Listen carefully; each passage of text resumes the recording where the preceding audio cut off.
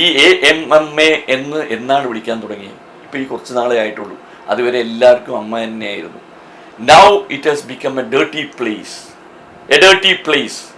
Totally ചെളി അങ്ങോട്ടും ഇങ്ങോട്ടും വാരി പെരുട്ടുന്ന ഒരു വളരെ വൃത്തികെട്ട മാർക്കറ്റ് പ്ലേസ് പോലെ ആക്കി കളഞ്ഞു. ഞാൻ ആളുടെ പേരെടുത്തൊന്നും പറയാൻ ഞാൻ ഉദ്ദേശിക്കില്ല. എന്നുവെച്ചാൽ ആ കേൾക്കുന്ന ആൾക്കും ഞാൻ പറയുന്ന എനിക്കും മിക്കവർക്കും ഇതിനകത്ത് ബന്ധപ്പെട്ടവർക്ക് എല്ലാവർക്കും അറിയാം ആളാരാന്ന്. ഞാൻ ആ പേരെടുത്ത് പറയാൻ I will not say names. But when I talk, many of us can understand who the concerned person is. ഞാൻ പറയുന്നു ജയൻ അത് ചെയ്തിട്ടില്ല എന്ന് പറയുന്നു. ഞാൻ അത് വിശ്വസിക്കുന്നു. കാര്യം വെച്ചാൽ ജയനും ഞാനും തമ്മിൽ നല്ലൊരു ബന്ധമാണ്. പിന്നെ ജയൻ്റെ ഒരു വ്യക്തിപരമായിട്ട് അയാൾ അത്രയൊരു മോശക്കാരനായെന്ന് എനിക്ക് തോന്നിയിട്ടില്ല. പക്ഷെ എങ്ങനെയോ അത് ലീക്കായി. I don't know how it leaked. Tini Tom ആ പറഞ്ഞൊരു സ്റ്റേറ്റ്മെന്റിന് ഒരു വലിയ മാപ്പൊക്കെ അപേക്ഷിച്ചിട്ടുണ്ടായിരുന്നു. സാധാരണയല്ലേ മനുഷ്യന് തെറ്റുപറ്റുന്നത്? അതിനെ ഒരു വലിയ ഇത്രമാത്രം ഒരു വലിയൊരു ഇതാക്കി എടുക്കേണ്ട കാര്യം ഉണ്ടായിരുന്നു. ഞാൻ ചെയ്തതിൽ ഞാൻ ടിനിയോട് ക്ഷമ ചോദിച്ചു. ടിനി ആ കാര്യത്തിൽ ഞാൻ ടിനിയോട് വളരെ സ്നേഹം പ്രകടിപ്പിക്കുന്നു. ടിനി അത് മാപ്പാക്കി. പോട്ടെ, സാരമില്ല, വിട്ട്. അത് അയാൾക്ക് മനസ്സിലായി. അയാളുടെ അച്ഛൻ്റെ അല്ല ഞാൻ പറഞ്ഞത്, ഒരു പദമായിട്ട് പറഞ്ഞു പോയതാണ്.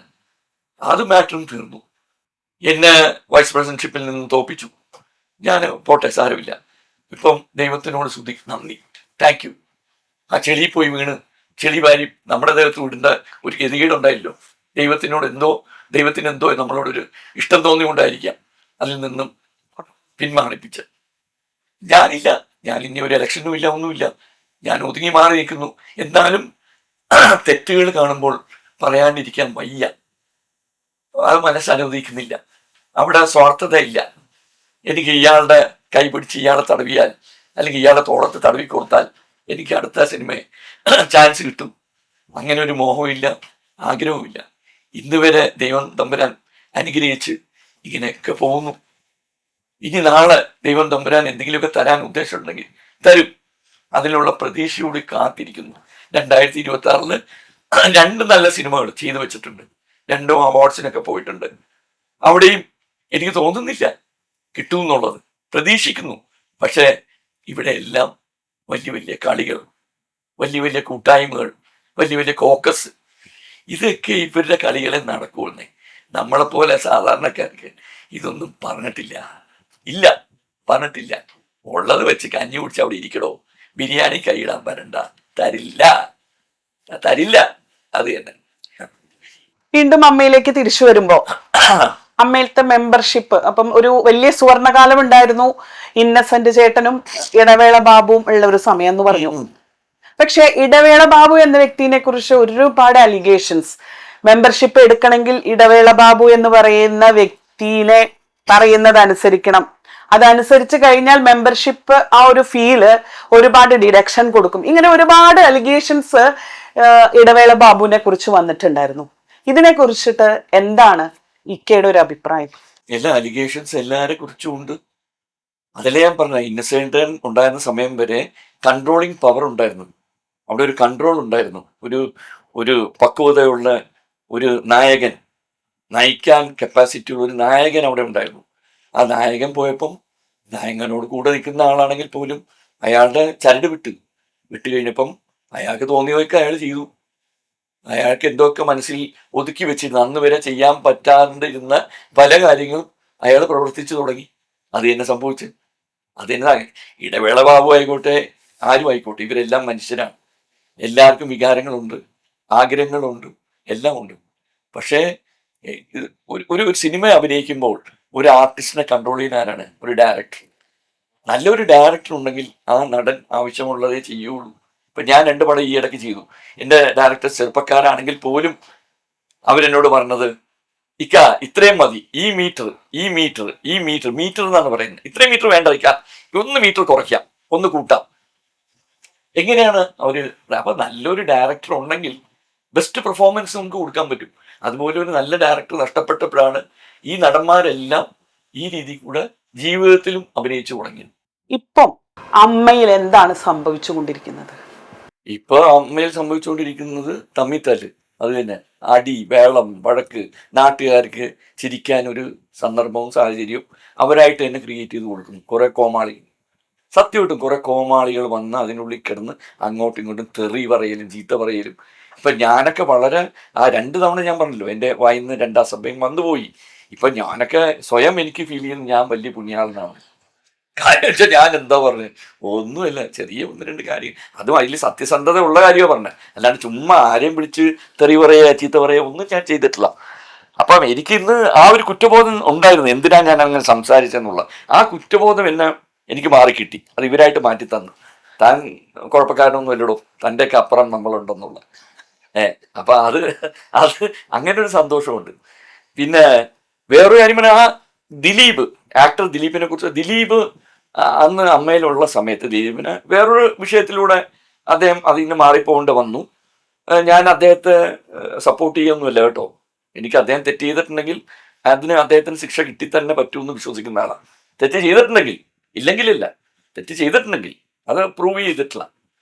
എനിക്ക് ദിലീപും ഒരുപോലെ തന്നെയാണ്, ആ കുട്ടിയും എനിക്ക് എൻ്റെ കുഞ്ഞിനെ പോലെ തന്നെ ഞാൻ വിചാരിക്കുന്നത്. എനിക്ക് വലിയ ഇഷ്ടമുള്ളൊരു കുഞ്ഞാണ്. ഇല്ല, അതൊക്കെ സംഭവിച്ചു. ഇനിയിപ്പോൾ ആ ഒരു വിഷയം ഇപ്പം നമ്മൾ ചർച്ചയിലില്ല. ഞാൻ ദിലീപിൻ്റെ കാര്യം എടുത്തു പറയാൻ കാര്യം വെച്ചാൽ 2020 എന്ന് പറഞ്ഞൊരു സിനിമ ആ കാലഘട്ടത്തിൽ ദിലീപ് കാരണം അത് അമ്മയ്ക്ക് വലിയ നേട്ടമായിരുന്നു. വലിയൊരു ഫണ്ട് ആ ഒരു സിനിമയിൽ നിന്നും അമ്മയ്ക്ക് വന്നിരുന്നു. അപ്പോൾ ഒരു മനുഷ്യൻ നന്മ ചെയ്ത് നമ്മൾ നന്മ എപ്പോഴും ഓർത്തിരിക്കണ്ടേ. അയാളുടെ എന്തെങ്കിലും അയാൾക്കൊരു കഷ്ടകാലം വന്നു, അയാൾ പുറത്തായി, അയാൾക്ക് എന്തെങ്കിലും ബുദ്ധിമുട്ടുകൾ വന്നു, അമ്മയിൽ നിന്ന് മാറി, അപ്പം നമ്മൾ അയാളെ കൈവാരി തേച്ച് അങ്ങനെ ഞാൻ പഠിച്ചിട്ടില്ല. നന്മ ചെയ്തത് നന്മ തന്നെയാണ്, തിന്മ ചെയ്തത് തിന്മ തന്നെയാണ്. നന്മയെ രീതി കൂടെ അത് അപ്രീഷിയേറ്റ് ചെയ്യുക, തിന്മയുടെ രീതി കൂടെ ഡിസ്റെസ്പെക്റ്റും ചെയ്യുക, രണ്ടുമുണ്ട്. അപ്പം അന്ന് നല്ല പണം ഉണ്ടായിരുന്നു അവിടെ. പിന്നെ ഈ ഇടയ്ക്ക് ഞാനൊരു സ്റ്റേറ്റ്മെന്റ് എവിടെയോ കേട്ടു. മോഹൻലാൽ പറയുന്നു, ഞാനൊരു നടൻ മാത്രമാണ്. ശരിയാണ്, മഹാനടൻ. ഇന്ത്യൻ ഫിലിം ഇൻഡസ്ട്രി കണ്ടതിൽ ഒരു മഹാനടനാണ്, നമ്മളെല്ലാവരും അംഗീകരിക്കുന്നു. ഞാനൊരു നടൻ മാത്രമാണ്, ഞാനൊരു ബിസിനസ്മാനോ മറ്റധികവിന് എനിക്കൊന്നും അറിയില്ല. സത്യമാണ്, പുള്ളിക്ക് അതൊന്നും അറിയില്ല. പുള്ളിയുടെ ജീവിതത്തിൽ പുള്ളിയുടെ സുഹൃത്തും പുള്ളിയുടെ അനുഭാവിയുമൊക്കെയായി കടന്നു വന്ന ഒരാളാണ് ആന്റണി പെരുമ്പാവൂർ. ആന്റണി പെരുമ്പാവൂർ വന്നതിന് ശേഷമാണ് ഫൈനാൻഷ്യൽ സ്റ്റാറ്റസ് മോഹൻലാലിന് വളരെ സ്റ്റേബിൾ ആയത്. Otherwise he didn't no what he was doing. ഞാനിത് പറയാൻ ആരുമല്ല കേട്ടോ, ഞാനിങ്ങനെ ജസ്റ്റ് ഒന്ന് പറഞ്ഞു പോയതാണേ. ഞാൻ പറഞ്ഞ അദ്ദേഹം അന്നും സിനിമകൾ എടുക്കുമായിരുന്നു, പ്രൊഡ്യൂസ് ചെയ്യുന്നു, അദ്ദേഹത്തിന് നഷ്ടങ്ങളായിരുന്നു എല്ലാം. അദ്ദേഹത്തിൻ്റെ ജീവിതത്തിൽ ഈ ആന്റണി പെരുമ്പാവൂർ വന്നതിന് ശേഷമാണ് അദ്ദേഹത്തിന് സ്റ്റെബിലിറ്റി വന്നതും ഈ ഫൈനാൻഷ്യൽ ഒരു സെറ്റിൽമെന്റ് വന്നത്. അപ്പൊ ഞാൻ പറയുന്നുണ്ടറിയോ, ആന്റണി പെരുമ്പാവൂറും അതിനകത്ത് മെമ്പറാ അമ്മയ്ക്കകത്ത്. അന്ന് ആന്റണി പെരുമ്പാവൂർ വന്ന് സെക്രട്ടറി സ്ഥാനം വെക്കട്ടെ. അപ്പൊ കുറച്ച് പണത്തിന്റെ കാര്യത്തിൽ കുറച്ച് ഇത് വന്ന അതിന് കുറച്ച് പണം ഉണ്ടാവുമല്ലോ.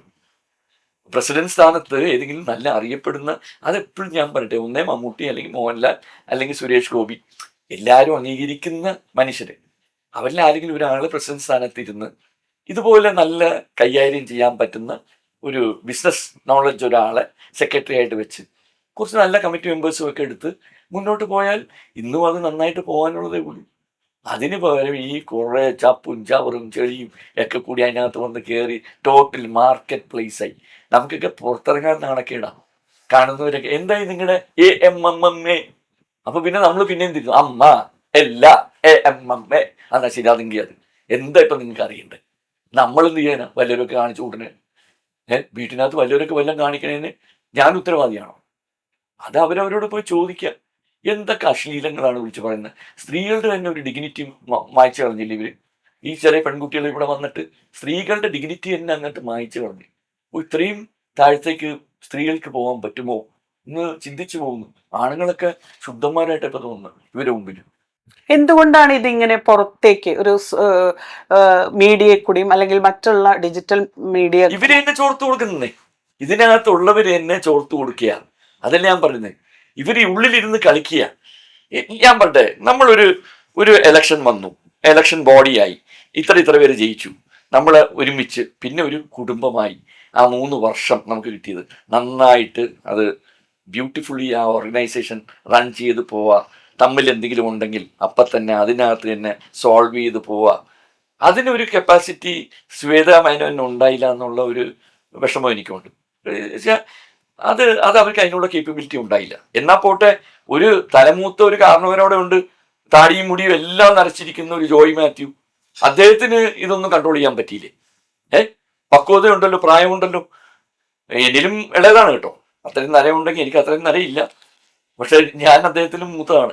ഞാൻ ആ സ്ഥാനത്ത് ഉണ്ടായിരുന്നെങ്കിൽ ആന മലമറിക്കുന്നൊന്നുമില്ല ഞാൻ പറയുന്നത്.